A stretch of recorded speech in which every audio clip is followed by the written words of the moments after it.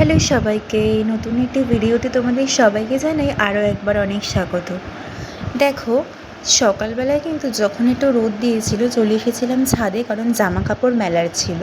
ওদিকে বাবা তো ওদেরকে আতপ চাল আর মুড়ি দিয়েছে পাখিগুলোকে। দেখো কি সুন্দর পাখিগুলো এসেছে, পায়রা এসছে, ওটা মনে হয় ঘুঘু পাখি।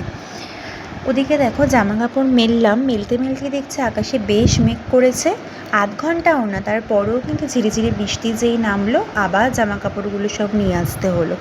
কী আর করবো, আবার জানো তো পরে রোদ উঠেছিল। ভেবেছিলাম একবার আবার যাবো একটু মেলে দিতে, কিন্তু মানে আর সময়ও হয়নি। আর অত না বারবার সিঁড়ি ভাঙলে না কোমরে খুব ব্যথা করে। এমনিতেই সি-সেকশনের পর তো এটা সব মেয়েদেরই কম বেশি সমস্যা।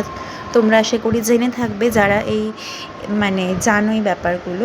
এদিকে দেখো, এই যে তোমাদের এই মানে তোমাদের সাথে তো বেশ কিছু কাজ শেয়ার করলামই আর কি। আর এই যে কুর্তিটা আমি কিন্তু আমার ননদের জন্য কিনেছি, পুজোয় দেবো। আর এই শাড়িটা কিন্তু কিনেছি শাশুড়ি মার জন্য। আমি গেছিলাম আসলে মানে গত পরশু দিনকে কিনতে, ফোনে আর ভিডিও করতে পারিনি কারণ চার্জ ছিল না, একটু হ্যাংও করছিল ফোনটা। ওদের কিন্তু খুব পছন্দ হয়েছে। এদিকে দেখো, বর্ষাকাল মানে ঘরে মানুষ কম, জামা কাপড় বেশি থাকবে, এটা তো আছে।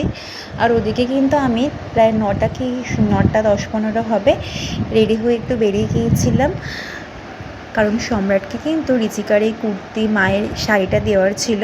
কারণ ঋচিকাকে বলেছিলাম যদি টাইট হয় বা বেশি লুজ হয়, ফিটিংসের ব্যাপার থাকে বা যদি চেঞ্জ করতে হয়, তো ও বললো না একদম ঠিক আছে। মায়েরও খুব পছন্দ হয়েছে। তারপর একটু ফুচকা খেয়ে আইসক্রিম খেয়ে দিদার বাড়িতে গিয়েছিলাম। ওখানে কিন্তু আমার ডোডো ছিল, মা আর মাসি নিয়ে গেছিলো ডোডোকে। ওরা ভাই বোনে কিন্তু খুব মজা করছিল, বেশ ভালো কাটলো দিনটা।